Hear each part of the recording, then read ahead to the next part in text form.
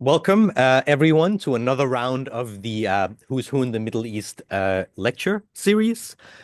Since we organized this event, a lot has happened in the Middle East. The genocide in Gaza continues.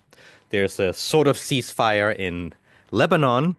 And on Sunday, after several decades, the Syrian Assad regime collapsed. And we are here today to talk about Hezbollah and Lebanon, but events in Syria will almost certainly also affect Hezbollah. And our guest today is Dr. Marina Calculli. She is currently a Marie Curie Global Fellow at Columbia University in New York and Sciences Po in Paris, and she's also a lecturer at Leiden University in the Netherlands.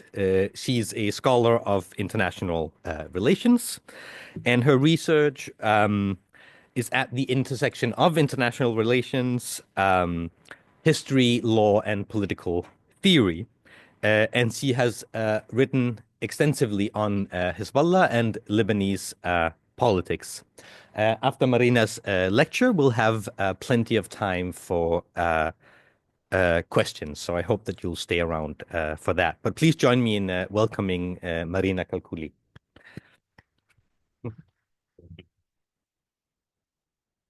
Thank you. Thank you so much, Pelle. Just allow me to open my computer where I have some notes. So thank you so much for the invitation, and thank you to all of you for coming. So I'm going to talk about Hezbollah, of course. In 40 minutes, I will give you a very general overview, and I'll put some elements there, hopefully to trigger a discussion afterwards. So who is Hezbollah? So if you look for a straightforward answer out there, you will find actually many, because well, there is disagreement among first of all the policy in the policy world, but also among scholars about what is Hezbollah. And so instead of defining Hezbollah straight away, I will probably talk a little bit about its origin and its evolution, and eventually define, and tell you what I think Hezbollah is. But let me start by saying that this disagreement is also due to the fact that Hezbollah, since its inception, is a dialectical actor. So what I mean what I mean by dialectical is an actor that emerged in the mid-80s in response and in protest and in an attempt to resist. Actually, the resistance is a fundamental concept that Hezbollah mobilizes as an actor to resist and to disrupt hierarchies that were organized at the global level and were reproduced in Lebanon, the state where, and so the context where Hezbollah was born. And so I will try to give you an idea of the major historical junctures where Hezbollah also transformed itself. It's an actor that was born between 1982 and 1985. So it's it has over 4 decades of history. And so obviously, it changed a lot over these 40 years, over 40 years, in order to adapt to the different challenges that different historical moments posed.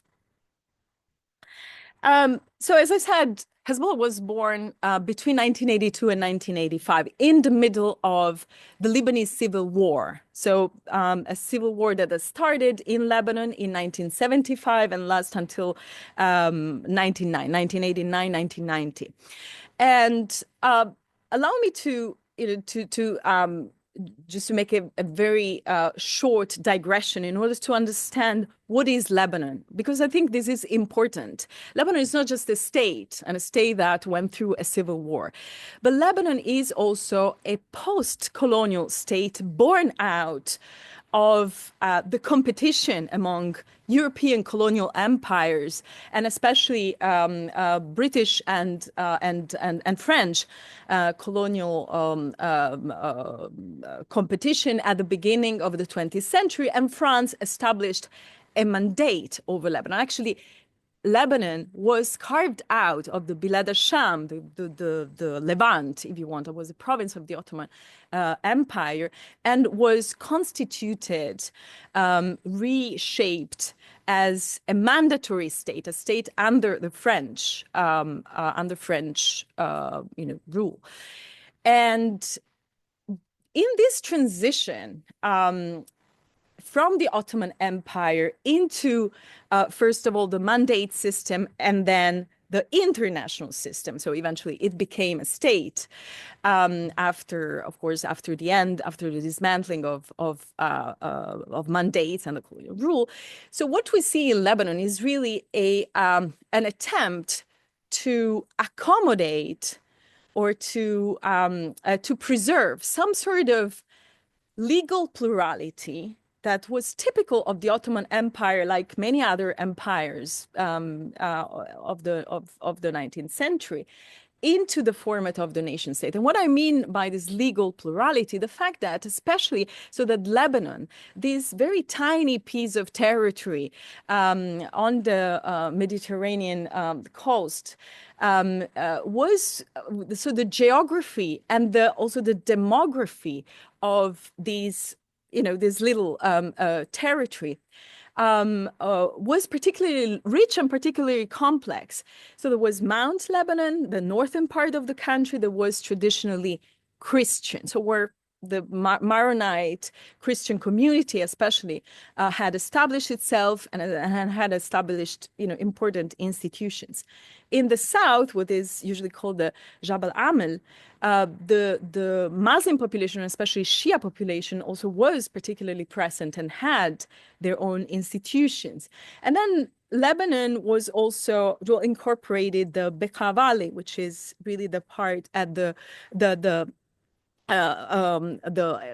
valley which traces which defines the border with Syria. So it was a space not necessarily integrated, but that reflected once again the plurality of the Ottoman Empire, different institutions, different confessional also institutions, different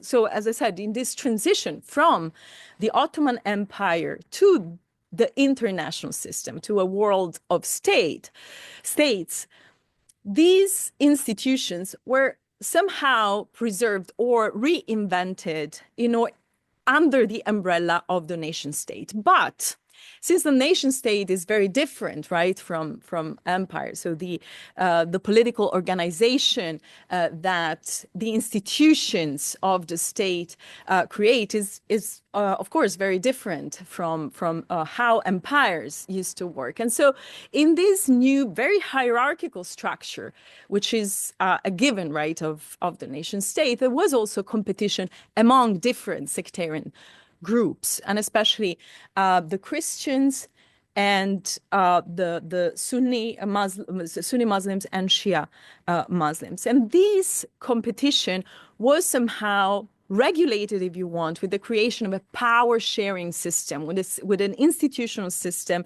that attributed power to different sectarian communities according to their demographic weight in the population. Now, this is very complicated because, of course, the demography has changed over time, and it has not always been adjusted. It's a long story, but it's important.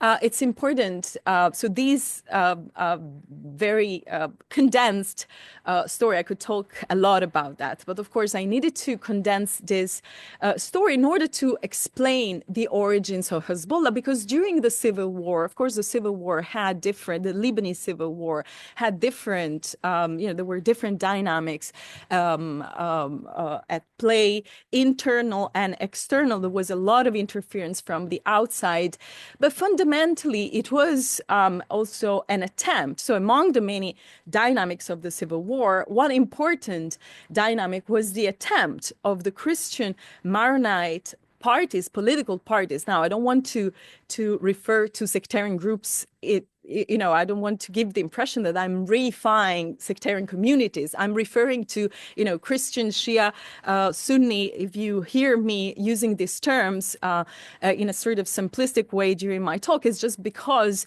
this reflects the way in which politics is organized in Lebanon. So where you have sectarian parties that present themselves with a sectarian identity and compete for seats in parliament or for institutional quotas that are defined by the sect itself. So just as a way of clarification.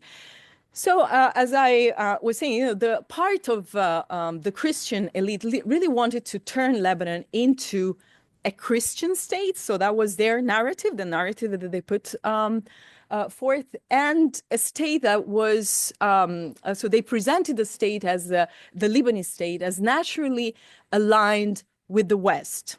Well, historically, of course, with France that supported the Maronite community, but also with the United States, after the start of the Cold War.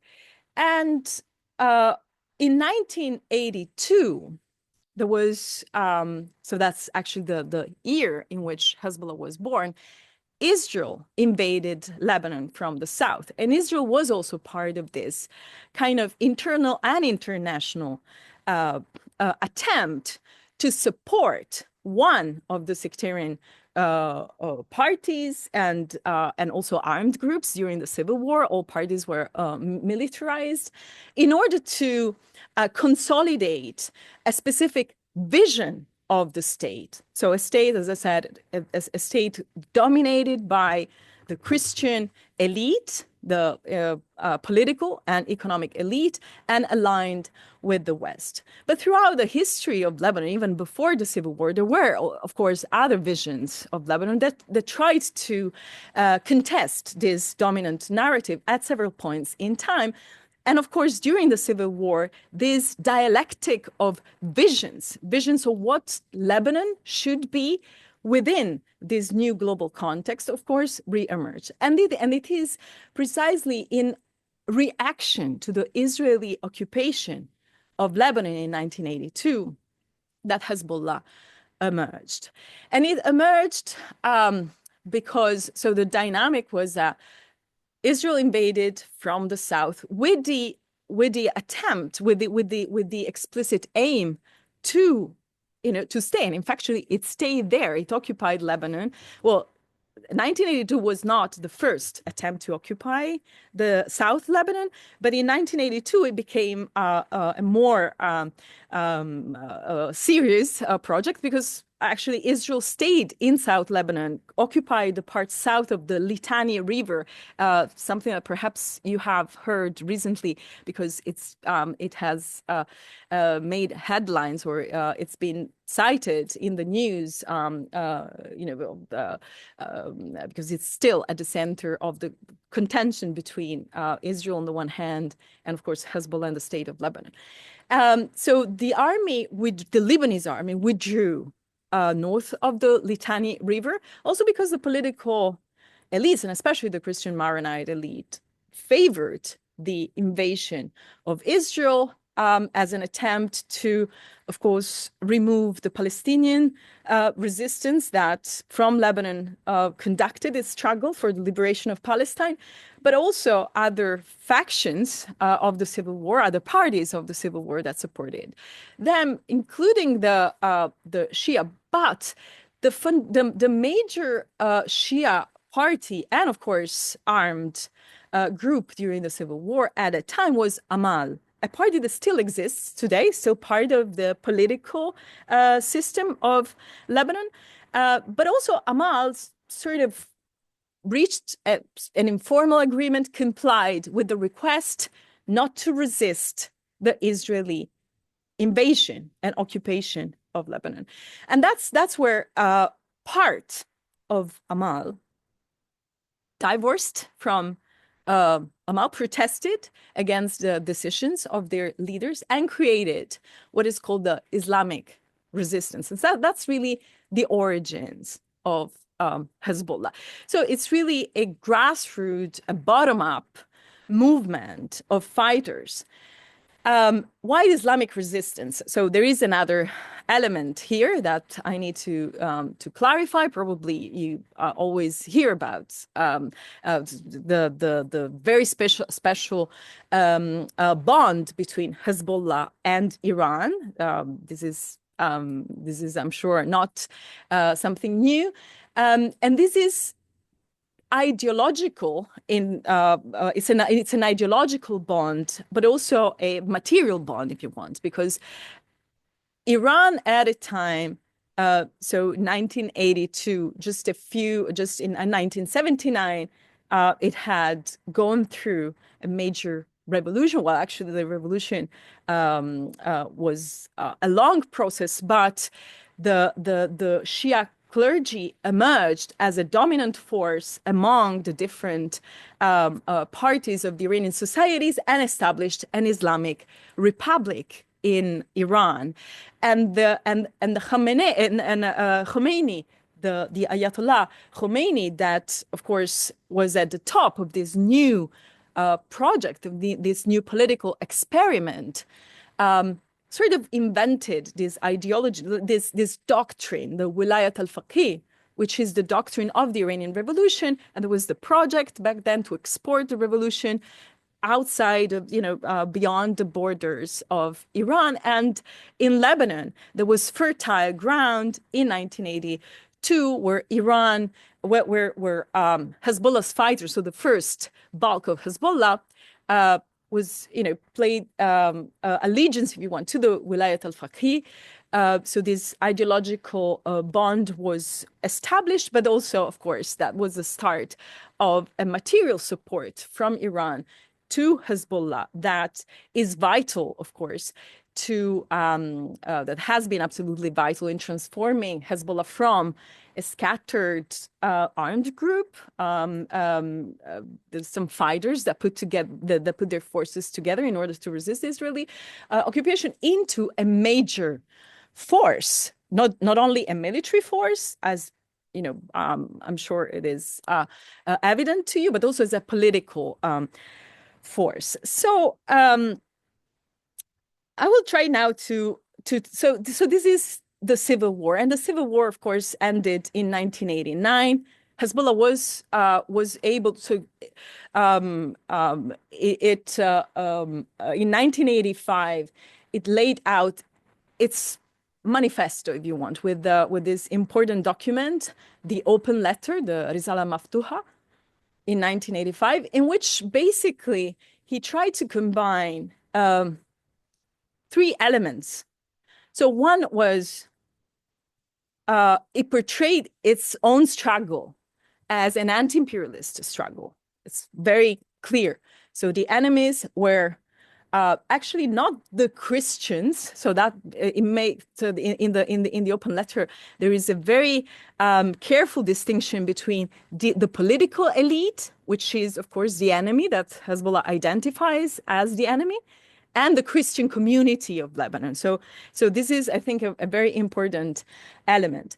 The second element is, of course, the fight against Israel, the United States, and France that were involved in the civil war and were perceived as active parts of the civil war, as active forces of the civil war, not neutral forces as they oftentimes presented themselves.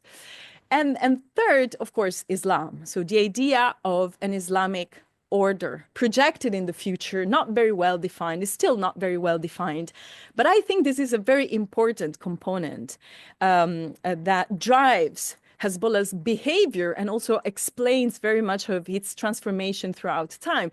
The idea of a utopia with an Islamic cosmology behind, and an idea of justice to be realized somewhere in the future where the conditions are ripe, right? Now, the war, of course, wartime was a context in which Hezbollah tried, of course, to realize its project. But the war ended in 1989, between 1989 and 1990, with an international agreement.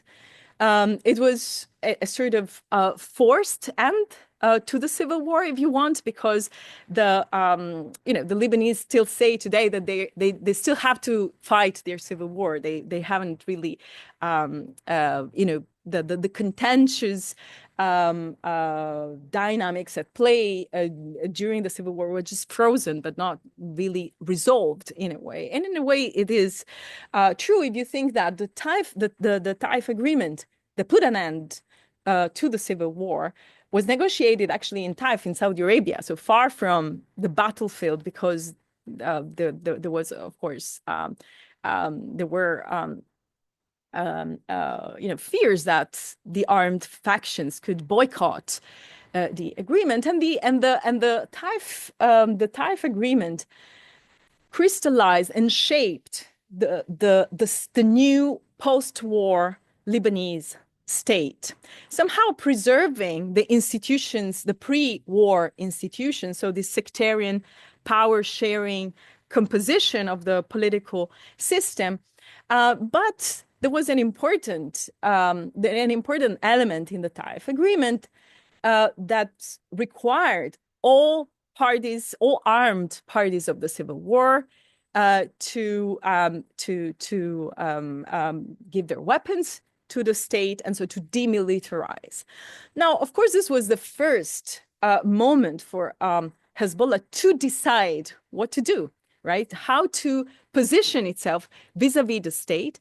Hezbollah, like other Islamist movements, has been, traditionally suspicious of towards the state, because the state, as I said, it's a hierarchical, it's eventually a secular creature, even if it can be reinvented, it can be hybridized or reinvented with some religious ideologies and visions. But it's a secular creature with a very specific hierarchy, and is, of course, it cannot exist without the international system. So somehow Hezbollah was very skeptical, not only of the state as a form of political organization, but also the sectarian state of Lebanon that was considered, again, as an instrument that outside powers could maneuver as they pleased in order to marginalize some actors and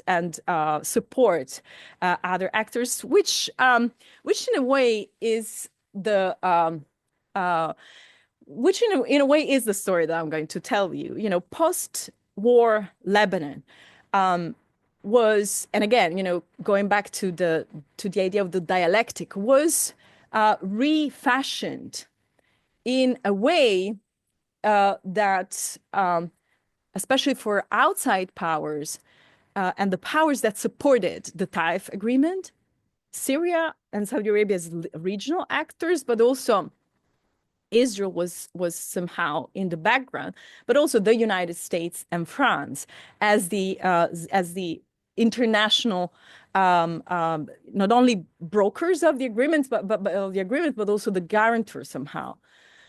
And the idea of the demilitarization of the society was, of course, a way to reestablish specific hierarchies. So Hezbollah was directly somehow threatened by by the Taif agreement. It had to reinvent itself, and that was the moment in which Hezbollah decided to transform. So there was also an internal debate within the party to transform from an armed actor that rejected the state, into a political party that participated in the first post-war elections, 1992, and in all subsequent elections of the post-war period. So that was an important moment.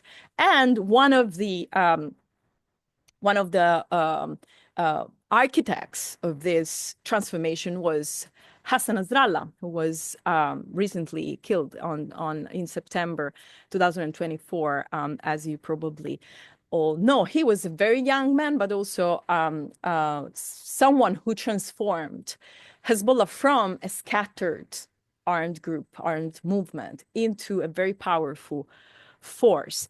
So the Taif agreement, so the way in which Hezbollah came to term with the Taif agreement was just reinventing itself also as a national liberation movement. Israel occupied the South. I mean, the civil war had ended, but in the South, Israel was still occupying Lebanon with the support of a Christian far-right militia that supported, that acted as the collaborator of Israel.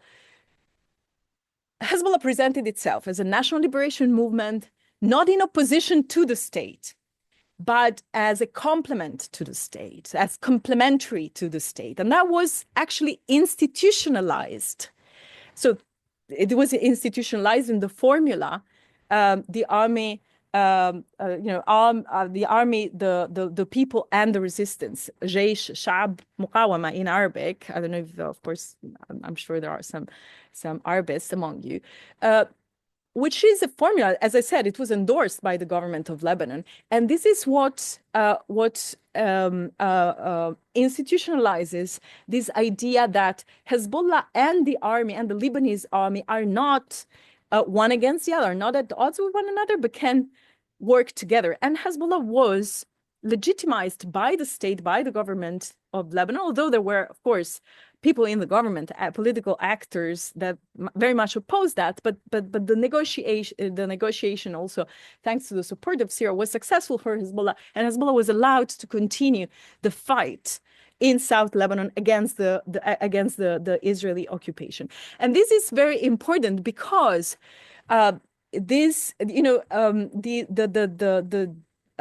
Hezbollah was able to also to sophisticate its military strategy over the span of a decade in the 90s, and it was crucial. It was not just it was not the only factor, but one of the factors that led eventually Israel to withdraw from Lebanon in 2000. Now, obviously, with Israel out, there was another legitimacy crisis for Hezbollah, because if the occupation is no longer there, is no longer a political urgency and a political goal of the state, what is the purpose of Hezbollah, right?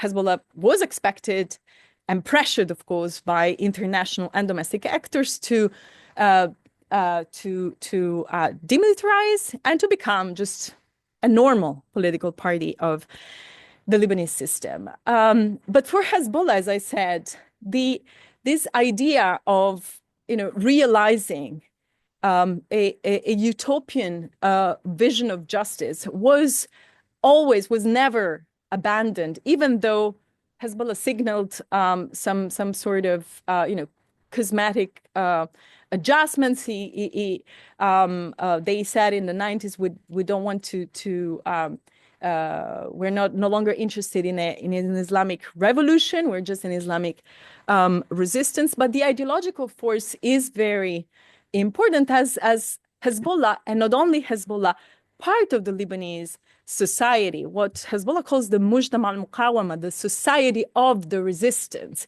feels very much threatened by by regional and international forces that want to transform, that somehow want to transform Lebanon into a state that especially the Shia community had been traditionally marginalized, and so this kind of suspicion towards the elites in Beirut was always there. So Hezbollah had a lot of support, popular support, and tried to reinvent itself as a force that was still needed somehow within, under the umbrella of the state, in order to resist potential incursions or assaults by Israel. So Hezbollah was not, did not materialize, was not forced to demilitarize. What it did instead, it further entrenched itself into the institutions of the state. So it became even more involved in politics than before, in order, once again, to protect the resistance. Properly it refers to the military force of Hezbollah that was always presented as a force that would protect the Shia community in particular, but also other communities that were under other communities of Lebanon, other sectarian communities of Lebanon that were under threat from Israel. At this moment in time, there was a new process, a new dynamic, a global dynamic that was put in place. It was the war on terror, the global war on terror, the U.S. global war on terror. So this created not just a discursive framework, but also a normative framework, the invention of a series of new norms in order to fight this new enemy. It was not new, especially for those who have studied the colonial wars, but somehow the new enemy that was presented to all of us was terror, something not very well identified, but something that was defined, especially by the United States, but also their allies. And with the war on terror, with the war on terror, the United States led a process of what I call the terroristification of Hezbollah. What I mean by this, practically, at the beginning of the 21st century, Hezbollah was considered a terrorist group only by Israel, and the United States joined Israel in the late 90s. It was considered by most European states as a national liberation group and as a political party. European states, and of course, Middle Eastern states and states of the global South. So it was not considered a terrorist group, to the point that, just to give you an example, in 2002, there was the Francophone summit in Beirut. That year was the Francophone summit, which is an important summit that France invests a lot of energies on and organizes every year. That year was in Beirut, and Jacques Chirac, the president of France, invited Hassan Nasrallah to attend the summit, and Hassan Nasrallah there are still pictures that you can find on Google of Hassan Nasrallah sitting next to the other religious important figures of the country. So at the beginning of the 21st century, Hezbollah was considered an interlocutor even by by a state like France, which is an important European state, but also a permanent member of the Security Council. But after 2003, the United States first made a list of terrorist organizations.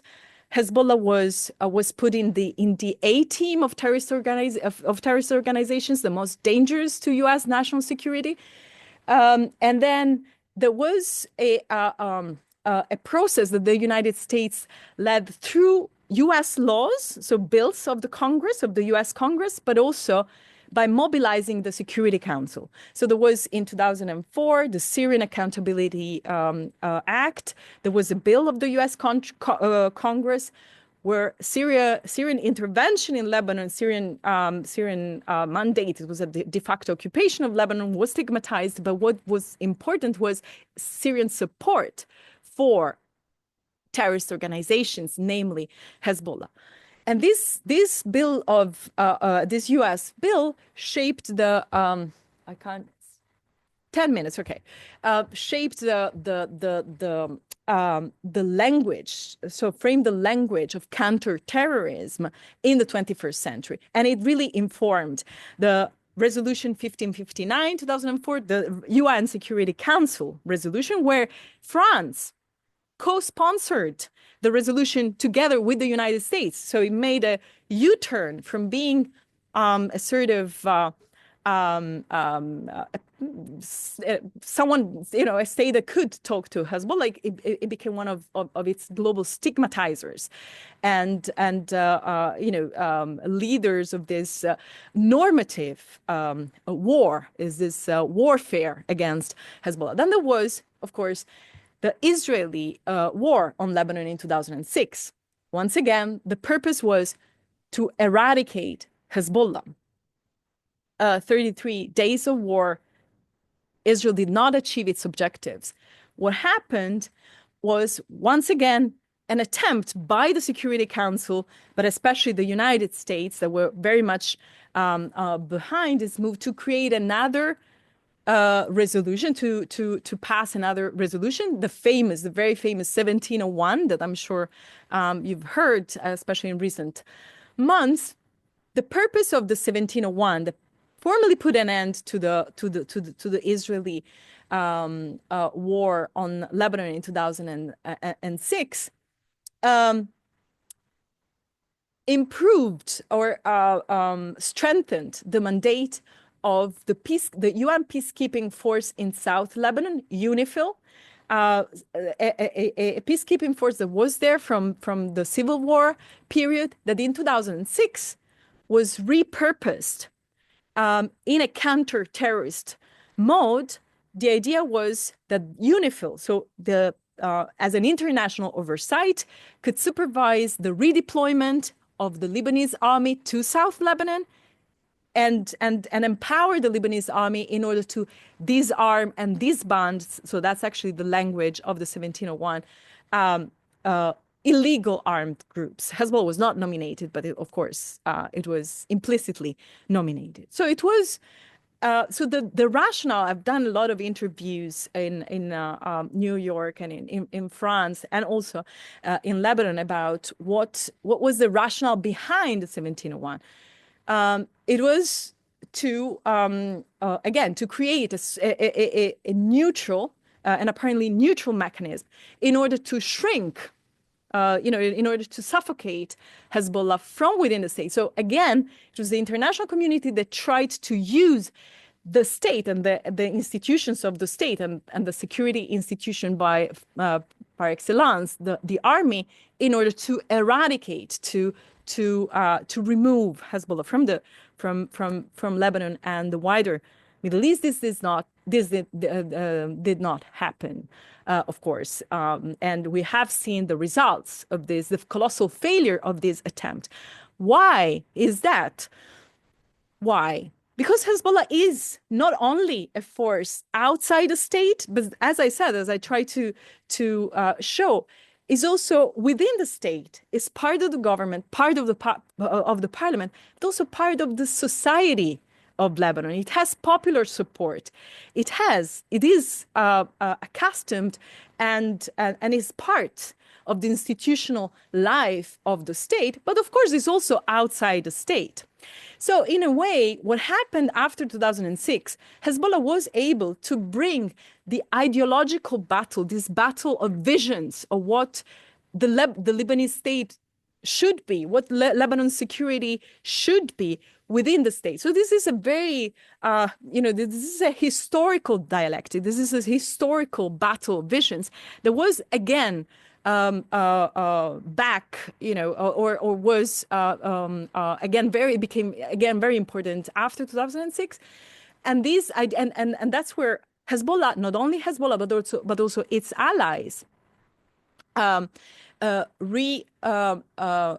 to propose once again the idea of the complementarity, between, so that's the term in Arabic, between the army and the resistance as two forces working together. This ideological battle penetrated the army, and the army as part of the wider society of Lebanon. So among the officers, there are officers that very much would like to see Hezbollah removed from the security equation of Lebanon and the Middle East.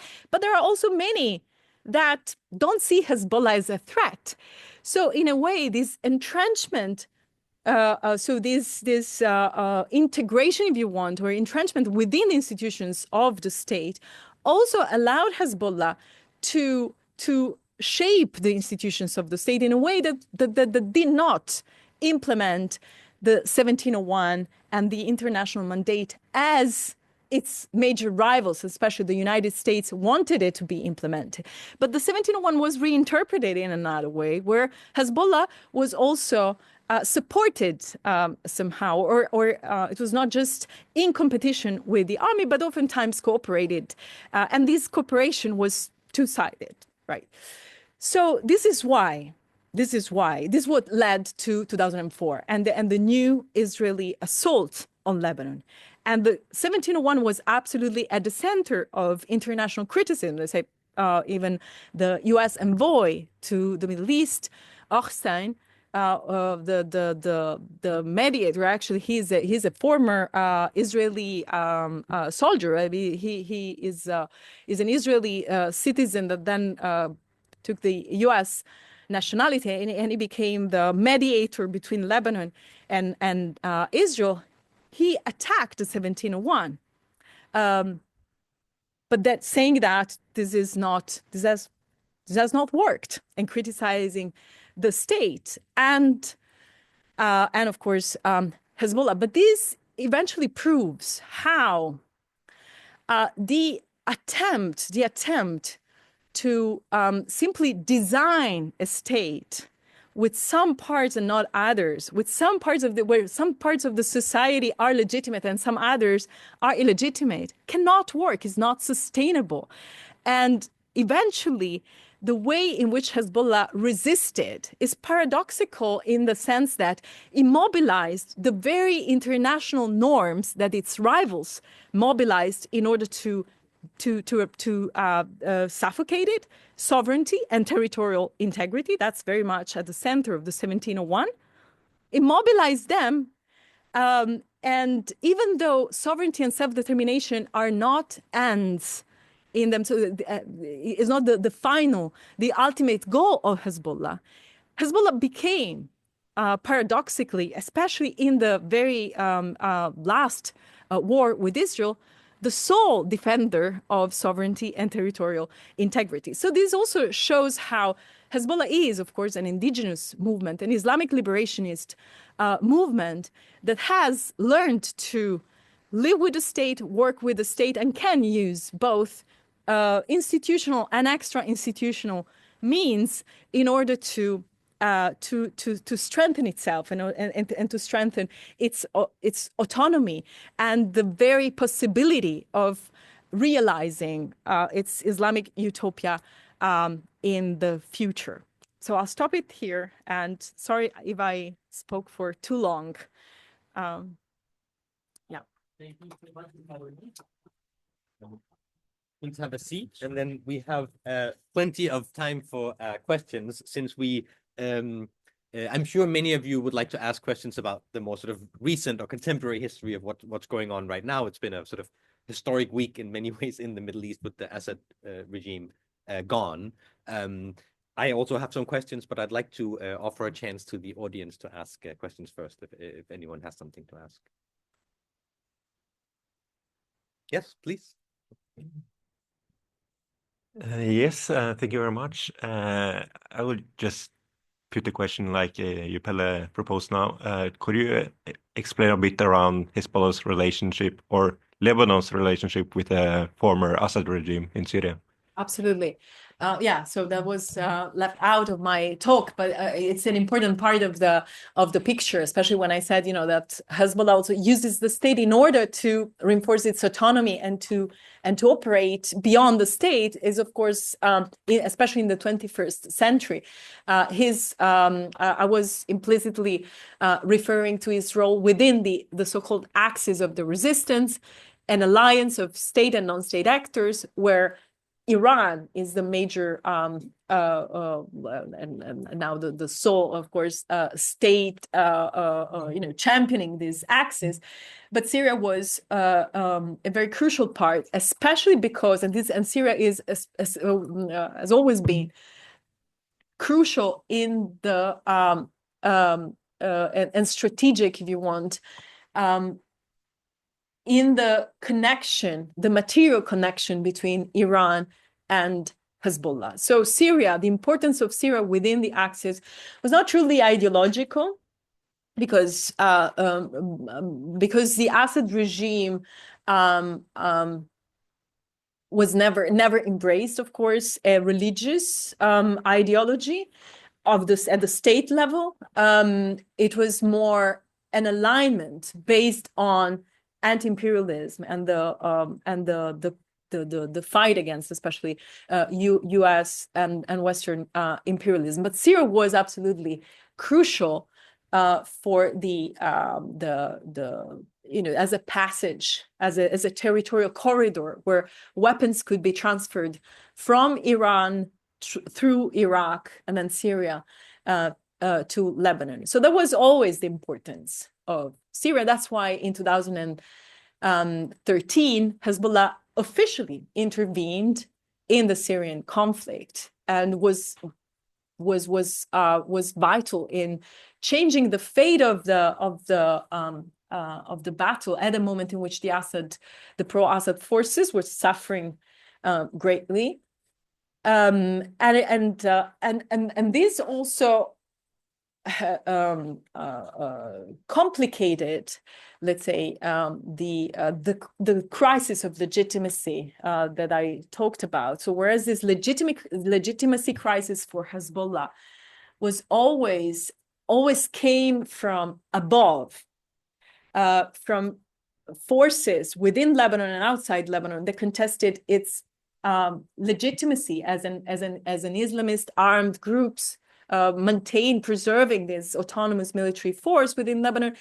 With the intervention in Syria, the legitimacy crisis for Hezbollah was much more profound, much deeper, because it came from the bottom, including its popular base, which didn't understand why Hezbollah had to go to Syria to defend what even many within the Hezbollah's core constituency, always saw as an authoritarian regime, and a regime that could not be trusted. This also, the opportunistic relationship, and especially from the side of the Assad regime, also marked the evolution of the relationship between Hezbollah and Syria, especially during the civil war and in the immediate aftermath of the Syrian civil war. So there was never let's say, an intimate ideological connection with Syria, but Syria was absolutely crucial too. And so this is, I think, the major question. Now, if the post-Assad Syria will find a political configuration that will allow Iran to continue to transfer weapons to Hezbollah, I doubt. Frankly, I mean, especially as I see that, but of course the situation is very volatile. So, but I think this is the major, if you want, existential threat for the Muqawama, for the resistance as a military force that uses weapons to protect its existence as a political movement and to protect, a specific vision of the political order. So I don't know if I responded. You did. Any other questions? Maybe, yeah, please. Hello. So my question is, I was wondering, since the Lebanese government doesn't have all the political power and less military power than Hezbollah, how does that affect the Lebanese government's ability to make deals and establish relations with other countries? Sorry.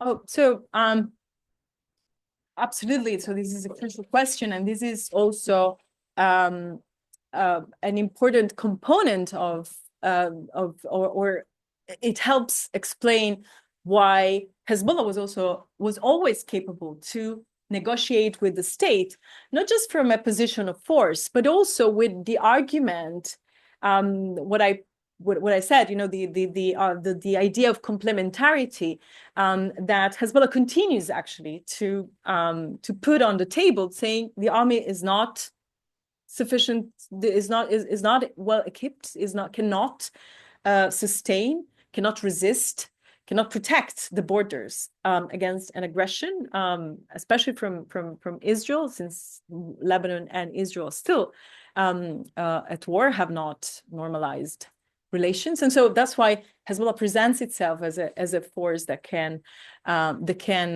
protect the state, where the army is not sufficiently equipped to do that, especially because it is trained and armed by foreign powers that limit the capacities of the army. So that's what Hezbollah says. So it's not just, but of course, I mean, this is an argument, a very powerful argument that has worked so far, and probably will continue in some form to work. But of course, this has also allowed Hezbollah to exert its power within the state, and also to give a sort of direction to the state. Having said that,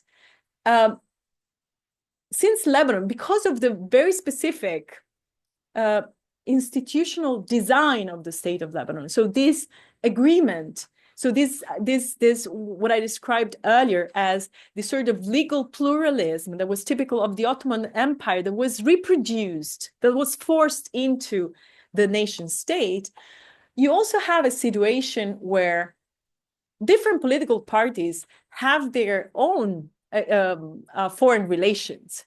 So you have a state that is very much decentralized, and where some parties have very strong bonds with the West, especially with France and the US. At the same time, of course, the Shia parties have very strong bonds with Iran and other states. Traditionally, Sunni parties have a very strong relationship with Saudi Arabia and Gulf countries. So so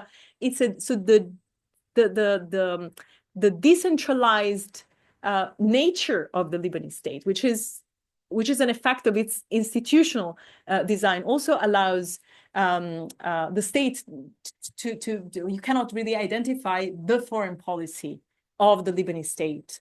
You have different actors that have their own relationship with different countries outside, and this is sometimes a weakness, but this can also be a strength in other moments in time. Maybe I'll allow myself to ask a question while they think.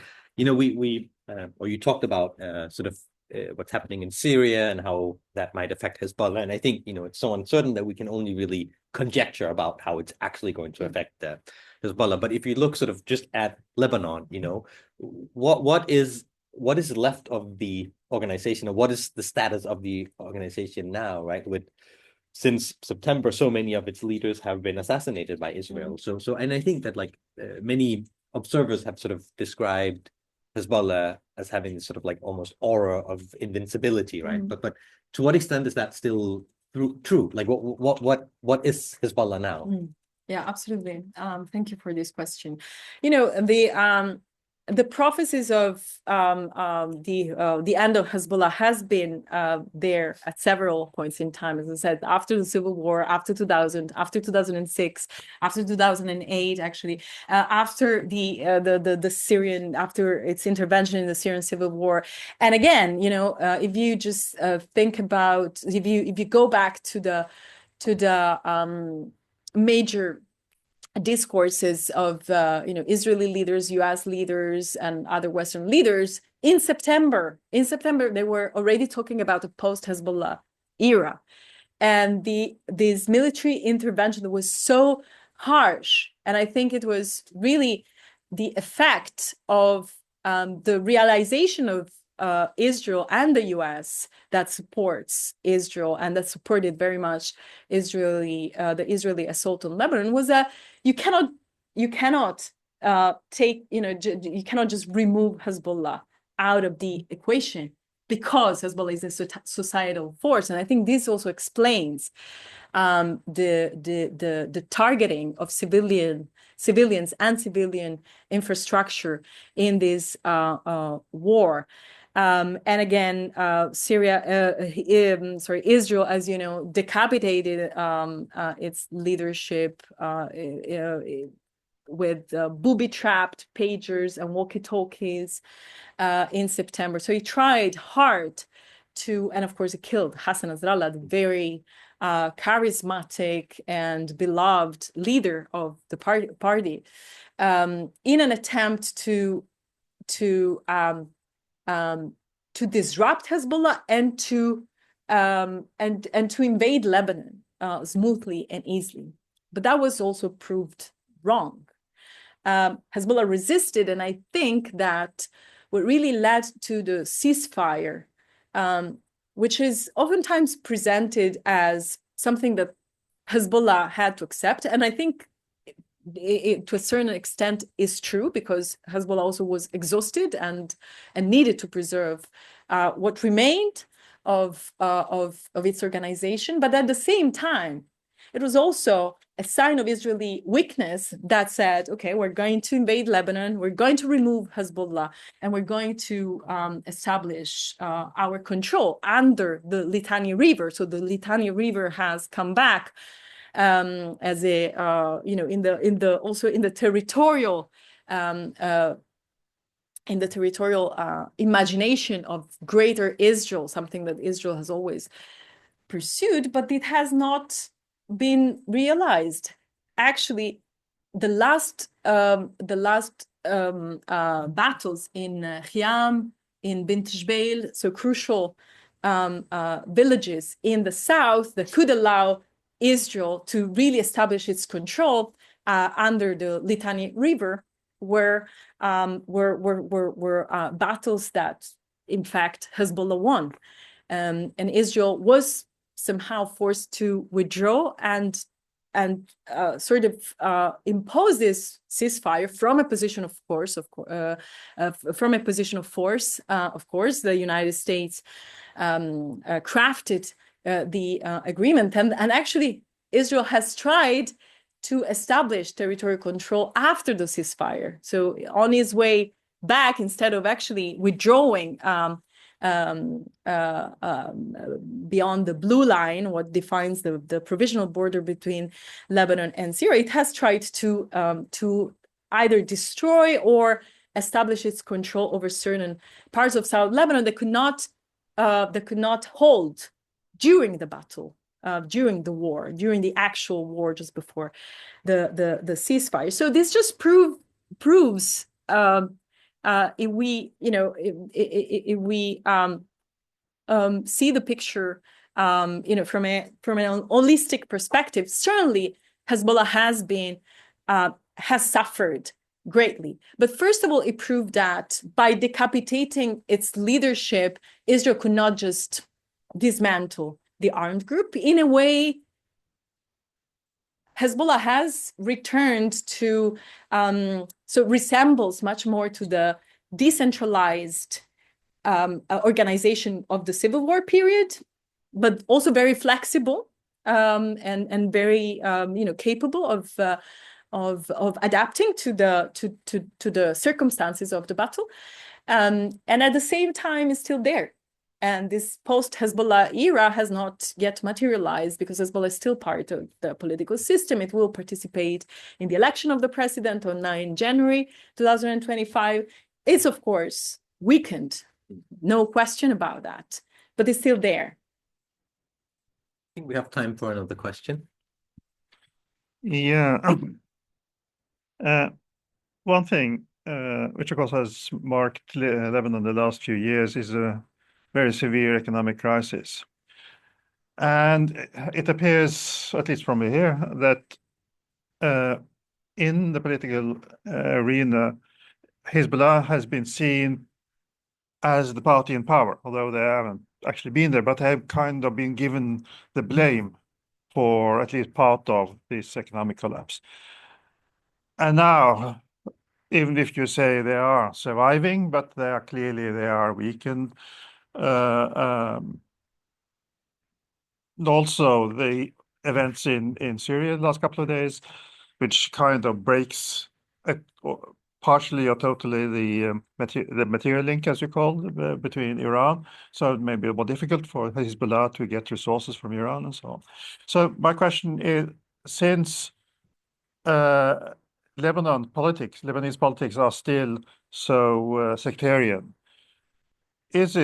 how will the relationship between Amal as the alternative party for the Shia and Hezbollah? Amal has been more or less in the shadow of Hezbollah for years and years. Is it possible for Amal to come up as a kind of non-Hezbollah, more integrated alternative for the Shia electorate and Shia population than it was before? So thank you so much for this question. I think it's so it's absolutely important to even in the economy of the explanation that I tried to give you for Hezbollah's power. So what explains this incredible power that Hezbollah has consolidated? I think that in a way, Hezbollah always tried to, especially after the civil war, tried to use the state in order to create the conditions for operating autonomously. So it's sort of created a sort of dependence between the state and its own autonomy from the state. It's a sort of paradoxical symbiosis between its institutional and its extra institutional operation. But in doing so, Hezbollah has also rendered itself very much dependent on the state. And so certainly when the economic, financial, social, political crisis is really a multi-dimensional crisis, erupted in 2019. Of course, Hezbollah, strategically tried to distance itself from the rest of the sectarian elite, saying that it was never involved in the economic mismanagement of the country, which can also be true. But in fact, the reaction of the people was indeed, killun yani killun, all means all. It's not that you are different from the rest of the political elite. You're part of it because you have been there in all these meetings. In all, you are compromised as much as the others are. But at the same time, I think that, and this is so. If you want, this is also the weakness of Hezbollah, that has carved out for itself this security role. So its role is confined to security. Although Hezbollah, of course, is also a social actor. It has NGOs, charities. It has a whole. It pays. It's also an employer. It pays lots of salaries. But this is somehow comparable, though it's very strong and well organized. It's comparable to what other sectarian leaders do.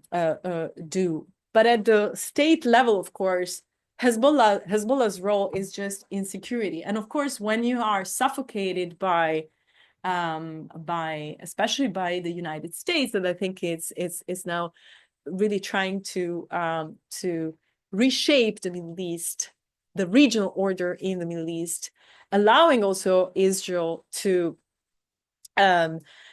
conduct genocide in Gaza, to expand in the West Bank, to expand in Syria, because it's not just the occupied Golan that was considered a buffer zone. Now, in the last few days, Israel has felt the urge to create a buffer zone to the buffer zone. So there is an expansionist settler colonial project that is completely supported by the United States and other Western powers. It's hard to see how Hezbollah cannot feel under siege. So in that sense, I think that one possible scenario, we are, of course, in the realm of speculation, it can retreat. It can have a sort of low profile, also allowing Amal to run the show or to take the lead of the Shia community. So this kind of cooperation and competition between the two parties has always been there, especially in the post-war period. Of course, during the Civil War, there were rivals. But I think that, so this is a possible scenario that Hezbollah, that Amal becomes the most prominent force representing the Shia community. But I don't see how Hezbollah could disappear altogether as long as he continues to negotiate at least the ability to preserve its military autonomy, its weapons within Lebanon. I'll ask one last short question. You sort of briefly mentioned this massive targeting of civilians by Israel in Lebanon over the past many months. And I was wondering, to what extent do you see that Israel has been using the same strategy in Lebanon and in Gaza? What I mean is, like, I think it's clear to me that they've sort of expanded the notion of who is a legitimate target massively, most likely using algorithms, right? It's sort of any member of Hezbollah, even civilian members, doctors, nurses, mayors, whatever, are legitimate targets. So do you see similarities between the strategy in Gaza and in Lebanon? Yeah, absolutely. And I think that actually what Israel has done to Gaza from October 2003 up to now was already tested in 2006 in Lebanon. During the 2006 war, again, Israel used, of course, the ground operation, but also air power to conduct its war against Hezbollah, and especially when it was suffering on the ground, and that was, of course, suffering back in 2006, and this dynamic has reproduced in 2024. It bombed civilian infrastructure, especially in the south and in the southern periphery of Beirut, the Dahye, which is obviously a part of the city that is where, let's say, the most of Hezbollah supporters, a great deal of Hezbollah supporters live. And Israel called this the Dahye doctrine. Now I'm using it within brackets because it's an Israeli term that sounds somehow as a legitimate military doctrine. What is a colonial doctrine. It was taken directly from colonial military handbooks, and is basically the targeting of civilians and civilians' infrastructure in order to force the enemy to surrender. Now, this is obviously a massive violation of the core fundamental principle of international humanitarian law, which is the protection of civilians at war. The idea that civilians should never be involved, should be always protected in any armed conflicts and in any circumstances. So obviously, the so-called Dahye doctrine, I think it was magnified and tested at a much wider scale in Gaza and then back to Lebanon. So absolutely, I think that's the mentality. And what is, of course, scary is that in this complete eradication of the difference between combatants and non-combatants, which is enshrined in our normative international order, in international humanitarian law, Israel has expanded the definition of terror to the level that it has targeted medics, paramedics, and all of course, Hezbollah has a wide civilian infrastructure. It has NGOs, it has hospitals, it funds somehow directly or indirectly a number of social institutions that have also contributed greatly over the past few years to give some relief to the population, not only the Shia community, but also other communities, and to some relief from the effects of the economic crisis. So all these institutions were targeted because, once again, Israel has understood that it cannot destroy Hezbollah without destroying the society and even the institutions of Lebanon, because frankly, what Netanyahu explicitly said in September, it incited a civil war. It incited the Lebanese to revolt against Hezbollah, and which was a call for the civil war. And apparently, according to some media reports, even the U.S. ambassador to Lebanon just echoed Netanyahu's words in a meeting with the political elite and incited them to do exactly the same. So obviously, revolting against Hezbollah means a civil war, because you put one part of the society against another part of the society. And the threat, I mean, that's what Netanyahu explicitly said in this, discourse to the Lebanese population. Either you do that or you will end up like Gaza. Which was, of course, quite, which is what Israel has tried to do over the past few months, and this is what has led to this ceasefire, which is indeed very, very fragile. Well, if there are no further questions, please join me in thanking Marina for talking to us today. I invite all of you to stay for a bit if you want to have a more informal chat. There's also coffee and sandwiches. And then please remember that we are going to continue the Who's Who in the Middle East lecture series in the new year. We have a lecture on Hamas in January. So that will be the first lecture of the new year. Thank you so much, Marina. Thanks to you.